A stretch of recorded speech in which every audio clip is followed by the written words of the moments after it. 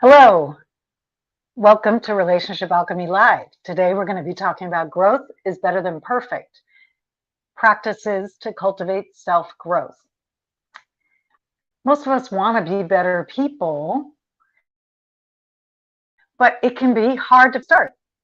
We get all sorts of conflicting advice. People say, you got to do this, you got to do that. And especially if you're like me, you like to read books, you might like to listen to podcasts, and there's this glut of information that comes at us that's all about, oh, you got to do this to grow, do that, da da da da. Pretty soon, it's like if you were going to be doing your growth, so to speak, every day, you'd be spending like 3 hours doing that. And who's got time or desire if you are also a professional person? So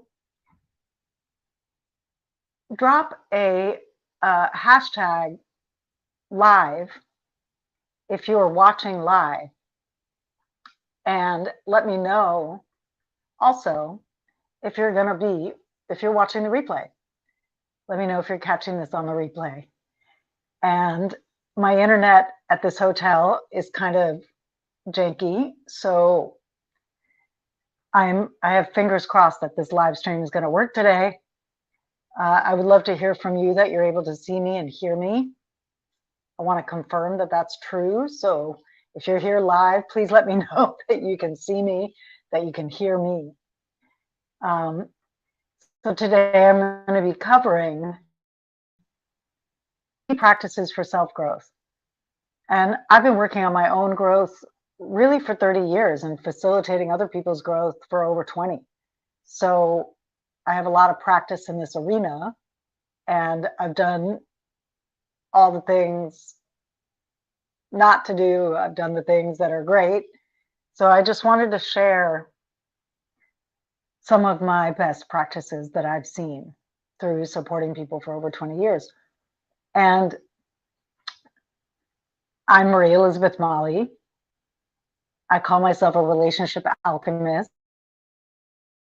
And what that means is that I show women how to be true to themselves and function better, show up powerfully in their relationship so that it becomes more loving, more connected, more supportive of their growth, of their success in the world.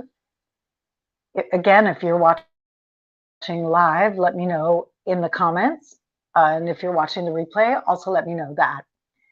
If you'd like access to today's notes from today's show, then drop the word notes in the comments and I'll make sure you get that access. Primarily, the notes are being uploaded into my free Facebook group in the guides section. So if you're a woman and you're watching this and you want access to my Facebook group, let me know. I'll ask you that. If you drop notes, I'll ask you, would you like to join the group? And I also have for you an amazing relationship assessment. So the quickest way to begin changing anything is to gain awareness about it first. And so this assessment is designed to help you in like 4 to 5 minutes get a clear sense of what's working well, so you can celebrate what's working well in your relationship, as well as get a sense of what you need to put your attention on, what you need to work on. And if you want that link, drop the word assess in the comments.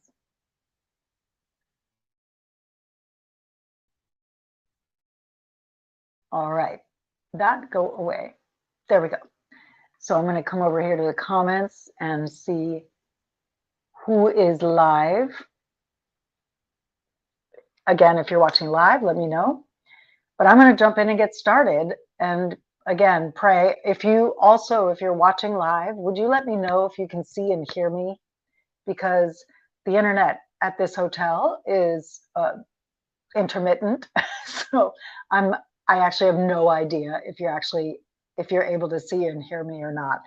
So please just drop a comment and say, yes, I can see you, I can hear you. So I know I'm not talking into the void and nobody can hear it. So if you just joined, let me know if you can see and hear me, because I'm at a hotel and the internet's a little janky. So I'd love to know before I kick off the training part whether you can see or hear me so that we can troubleshoot if you can't. Please just drop a comment and let me know. I can see there are some people watching, so it would really help out to make sure that I know that you can see me.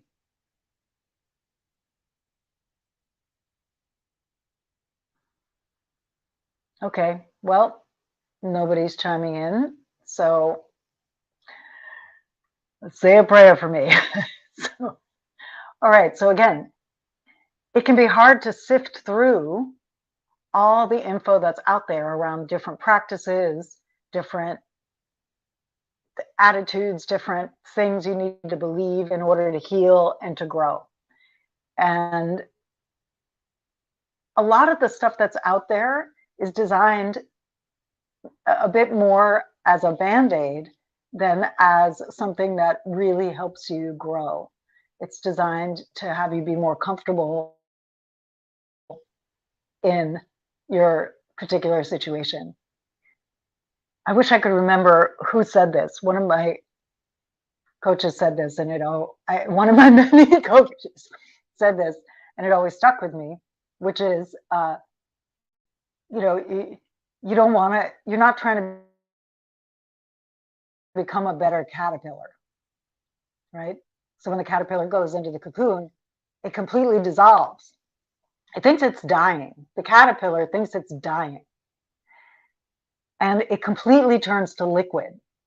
And then it has these cells that are in the soup of itself, of its dissolved self, which is pretty much what spiritual growth feels like. It's in the soup of its dissolved self. And those cells are called imaginal cells. How awesome is that? Imaginal cells. And those cells are what create the form of the butterfly that then emerges from the cocoon. So this is a metaphor I've always loved. Again, if you're watching live, would you please let me know that you're watching live and you can see and hear me, because the internet at this hotel is whack. Okay. So I like to break practices down into what they touch as just a way to keep them in mind and keep them organized. And a very simple way to break it down is body, mental, emotional, spiritual. Right? So growth happens in all these layers: the body layer, the mental, emotional layer, the spiritual layer. If you're here live, would you let me know that you can see me and hear me? Because the internet's janky and I just want to be sure that you're receiving this transmission. And I'd love to know where you're coming in from. I see that there's some people watching. Somehow I can't get the comments. That might be part of how bad the internet is. So if so, sorry, it's what it is at a hotel. So I like to break practices down by the part of us that they primarily touch. So I'm going to start with the densest and go to the most subtle. So when you're organizing a growth plan, like I recommend that you have, you want to be touching the different aspects of yourself. It's not just a singular thing that you focus on to grow. So on the body level, from a Chinese perspective, Chinese medicine perspective, which is my background, I have a master's in Chinese medicine and practiced acupuncture and herbs for years. From a Chinese medicine perspective, the energy, the qi of the body needs to move for you to be healthy. And one of the primary ways to get that qi moving is to move your body. So a very fundamental practice for growth is to do some kind of movement practice each day, whatever feels the most resonant to your system, whether that's a very active and heavy, like you want to sling heavy weights around, whether it's a more cardio kind of based practice, or whether it's something more low impact, like Qigong or yoga, which is not bouncy impact, but has very deep effects. Both Qigong and yoga have very deep effects.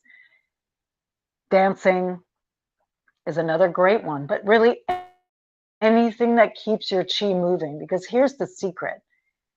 If you can keep your chi moving, if you can keep the energy flowing through your body, it actually helps your mind and your emotional body. And if your chi is very stuck in your body, that will affect your mind. You will express more symptoms of stress, of worry, things like that, that will hit the mind because your energy isn't moving. So this is a hidden way to work with your mind, is to actually move your body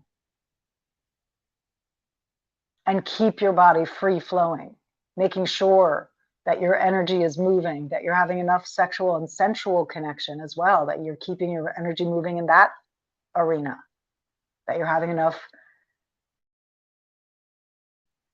climax for your particular body to keep everything moving. Because when chi starts to stagnate, your thoughts start to stagnate and go in directions that are not great. Now, transitioning directly to mental emotional. We have a tendency, we live in the West, a therapized kind of situation. And therapy is great at a particular time in our growth, when we need to learn when we need to see what our patterns are. We need to find out like why we're so fucked up. And therapy is great for that. It's so great for understanding where the patterns happened, how they got set up, what were the causes, what triggers them, all of that. It's very good information to have. And it's not enough to know your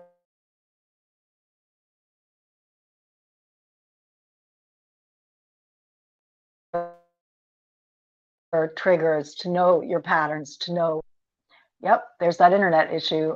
Like I said, I'm in a hotel, not great internet. If you're watching, let me know that you can see and hear me, because so far I haven't been able to see anyone's comments.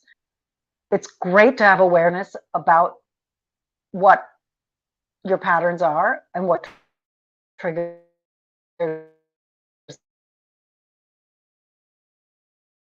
them. And what do? You need to know what to do in the face of your triggers, so that you're not constantly a victim to your own triggeredness all the time. So part of what builds a stronger container, which is what we're talking about here, we're talking about building a stronger mental, emotional, physical, spiritual container for your growth. Part of what builds a stronger container is practices like meditation, hypnosis, working with yourself in a journal, dialoguing with the self, dialoguing with the different voices in your head. All of these kinds of practices help you disengage from your mind as if it's you. The more you can begin to gain distance and recognize, oh, I have a mind, I have thoughts, but they're not the sum total of who I am. The more you cultivate that ability to observe your thinking, the ability to observe your triggeredness, the ability to observe yourself, your reactivity, the more you cultivate that, the more the grip of that loosens, and you get to actually live in the present moment and be more free. On the spiritual level, whatever connects you with something greater than yourself. For me, the ocean, getting in the ocean, photographing underwater creatures, watching them move in this element that is, a foreign element to me, but that an element that I love, but that they're so in their element. Yeah. Like that tunes me. I feel God in the seated, and I'm watching the planets and the stars move across the sky. I connect with something vaster than myself, whether that's the universe, nature, God, the ground of being, whatever you call that vastness, that mystery. Having some way to connect to that in your daily life is important, because it helps you remember that whatever shit you're on about in your head is actually not that big a deal, because you're like about this big in this whole speck of everything, which is something I find super comforting, that my whatever problem I'm ruminating on is really not a big deal in the grand scheme of things. And it helps me remember that there's just a vast thing going on that is just larger than whatever my typical concern is of the moment. The last thing I want to say about best practices for growth is that growth doesn't happen in an atmosphere of shame. And we grow up in a very punitive culture. We grow up, being punished when we don't sit still at our desks or sit still at the dinner table. We grow up with these tight rules around how we should behave. And we are largely taught to behave by punishment or fear of punishment or shame. And that might get us to behave, but it doesn't actually create change. Patterns get locked in an atmosphere of shame. So in order to change patterns, the number one thing you got to do is accept who and how you are. And that self-acceptance is the ground from which you can begin to make new choices about your behavior. If you're not happy with how you're behaving in a certain part of your life, shaming yourself is not going to help you change that. Beating yourself up is not going to help you change that. But accepting, this is what I'm doing now. This is what I've been doing. It no longer serves me. And I'm going to do this from today on. It's a decision. And then it's a practice. And then when you mess up, because you will mess up, you forgive yourself for messing up and you start over again. That's how change actually happens, in an atmosphere of self-acceptance, self-compassion, and repetitive action. So you're practicing the new things until they become natural to you and replace the old things as the default. Not to say you won't fall into the old patterns, you will. When you're sufficiently triggered, you will likely fall into an old pattern. But the length of time you spend there, how long you go there before you see that that's what's happening, all of that gets quicker until you can be like teetering on the edge of like, oh, I'm about to do that thing. Like you start to catch it even before you start to do the thing. Like, I'm about to do that thing I do when I'm triggered. I'm going to pause right here and ask myself what I could do instead. And then do that new thing. And in that way, you retrain your brain to allow you a new behavior, a new pattern, a new baseline.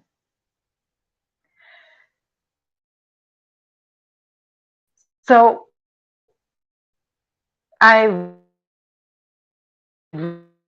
really hope you can see me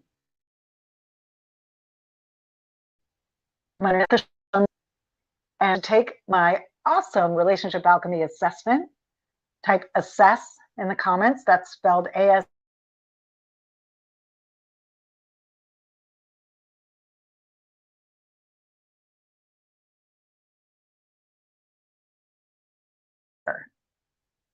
In the way of books, podcasts, training to help us grow. We want to be better people, but it's hard to know like which is the best place to start, what's going to work for us. There's just such a wealth of information, and it can get confusing and even overwhelming. So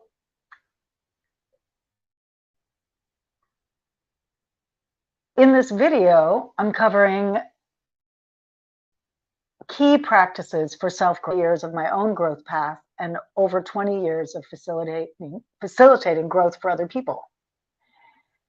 And the first is that growth does not happen in an atmosphere of shame. We grew up in a punitive environment where we were punished if we didn't behave. And so we tend to do that with ourselves. And we beat ourselves up when we don't do what we want to be doing. And we have shame about the behaviors we have that are not great. So the first step to change is, and I mean effective and lasting change, is to deliberately practice self-acceptance, self-forgiveness, self-compassion. Then you want to look at practices in 3 categories based on what they touch: body, mental, emotional, spiritual. With respect to the body, number 1, the practices, you need to move your body in some way every day, whether that's stretching, qigong or yoga, something that gets your energy moving, or cardio practice or strength training. Whatever is best for your body that gets the energy moving, do that. Preferably you enjoy it too. I mean, not all movement is enjoyable, but you want it to be something that ultimately feels good, even if it's challenging in the moment. Number 2, mental, emotional. This is where you really get to put into place this practice of self-acceptance, self-compassion, self-forgiveness.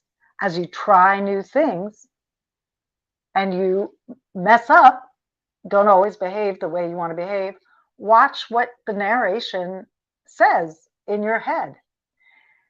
And do practices that disengage you from the thought stream being you. In other words, become an observer of your thoughts. This can be through meditation, hypnosis, journaling your thoughts and reading them over, seeing that they're outside of you and that there is a you that is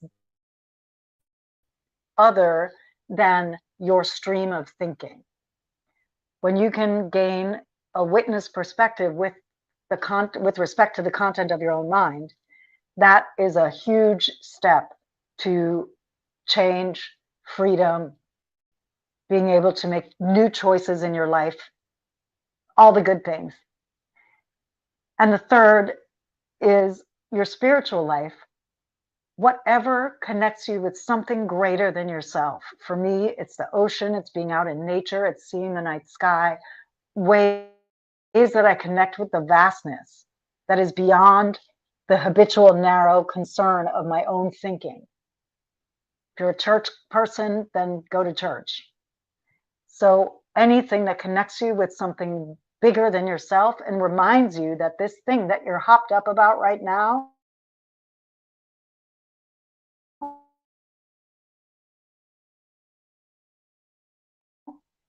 is not a big deal in the grand scheme. There's something larger that's holding all of us within it.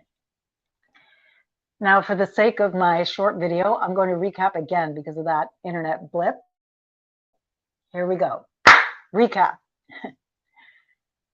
So there are so many tools and books and podcasts out there with ideas for how to help us grow. It can be super confusing to know where to start, what to do. So I like to break it down like this. Look at the practices in the 3 areas that they touch: your body, your mind, mental, and your spiritual aspect. On the body side, You need to move your body. Your energy or your qi, I have a Chinese medicine background, which is why I think about things in terms of qi. The energy that moves through your body, if it's free flowing, you're going to feel better mentally and emotionally. If the energy in your body is stuck, then you're going to tend toward more worry or stress or chronic looping thoughts, things like that. So one way to actually help your mind is through your body, and that's through exercise, sex, anything that moves your chi and keeps it flowing and open. So ideally, you're doing something to open your body each day.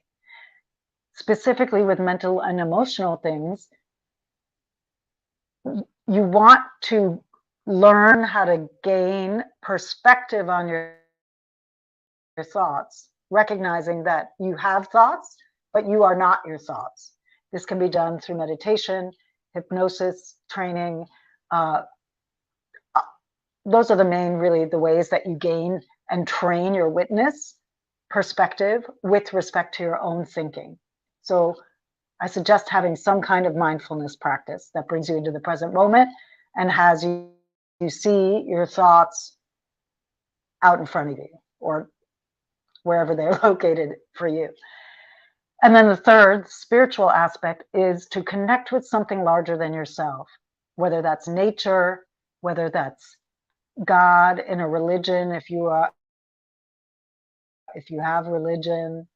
But the key is to keep perspective on your life. It helps to be connected with something greater than you and recognize that that greater thing is holding you, that you are supported, you are a part of the whole, and that can help you gain perspective when your mind's chewing on something really hard or is out of whack. If you have any questions, drop them below. I'll be going live next week on our regular day and time, so Thursday at 3 p.m. Pacific. I'm Marie Elizabeth Mali, your relationship alchemist, and I show women how to be true to themselves and show up in their relationships in such a way that they become more loving, connected, supportive of their growth and of their success. This has been Relationship Alchemy Live, and remember, a great relationship starts with you.